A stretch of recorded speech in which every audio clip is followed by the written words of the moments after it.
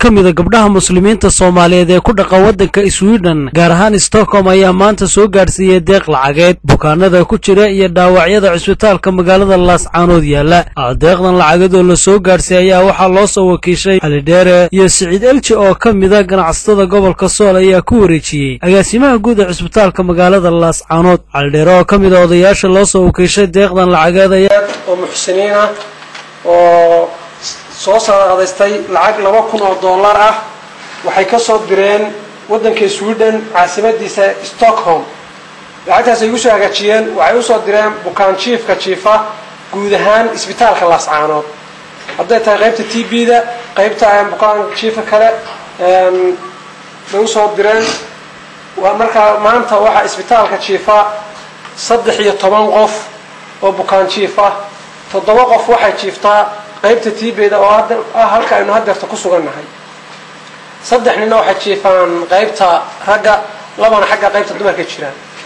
marka lacagta ay soo direen markaan uu qorsheynay waxaan ugu talagalay sidan soo socota qaybta bukaan jiifka ama TB-da jiifaan ama bukaan jiifka kala jiifeene qofkii waxaan ugu talagalay $133.3 filis oo noqotay.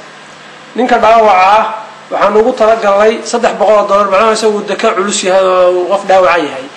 haddana waxaan bilaabaynaa lacagta qaybinteedii iyadoo aan guddoonsiin doono maamulaha isbitaalka ilka case si uu qof walba u guddoonsiiyo wixii uu helay insha Allah taala.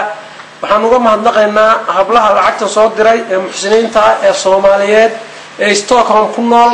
waxaan noo cadeynaynaa lacagtii dadkii ay u soo direen oo tiradaas inaan gaarsiinay qaybaha ay u kala duwan tahay inaan u gaarsiinay cidii kale wax u soo dirtana hadii ilaahay ka dhigo aan soo soo gaarsiin doono.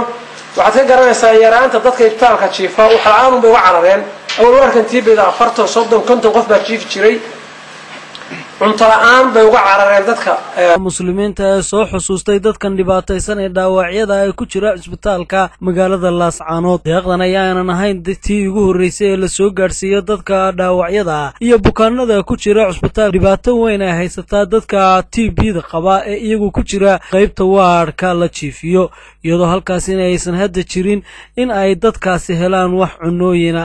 dawo ka qaadata waa loo yahay waa gabadha darcad beeshan ahaan u qaadata dawada kadib markii cid ku haysa meesha ay yar adkaato. Rahmaan Rahiim ma qoranayo hadal badan oo inta cali oo yiri ka gadisan ma aha markii ugu horeysay ee dad hablaha Soomaaliyeed ee ugu talagalay lacagtan tadawacnimada ay ugu talagaleen dadka jiifa guud ahaan isbitaalka.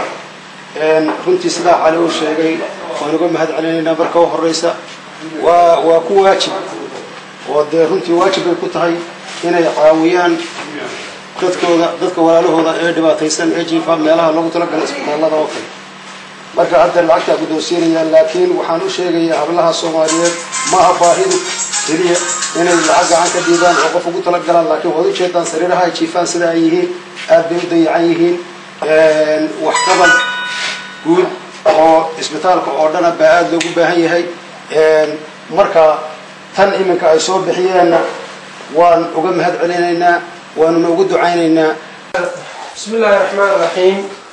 gabadhan waa gabadhii waxa weeyaan qaybta TB-da ka tirsaday marka isbitaalka dadkaas markii la waayay baa halkan guriga la keenay. marka wixii loo keenay halkan baa loogu soo gudbin doonaa hadii aan ka dhigo. waxaan guddoonsiinayaa $133.3 filis oo ah lacagta ay soo direen hablaha Soomaaliyeed ee degan Stockholm. iyagana uga mahadnaqaynaa insha Allah taala. ilaahay meesha ka soo saaray wax ka qayb badan ugu bedelo ajar iyo xasanaadna ilaahay ka siiyo. dadkan tabaalaysan ilaahay ha caafiyo. ilaahay wax gaarsiin kara wax siin kara wax deeqsiin kara. ilaahay waxaan ugu baryaynaa inuu isagu deeqtoone inuu iyagana ilaahay xaqiisa wax ka siiyo. والسلام عليكم ورحمة الله وبركاته. gabdhaha muslimiina oo Stockholm degan baa lacagta ku soo dhiibay. Dikari nolol S24 TV xarunta isbitaalka guud magaalada Laascaanood.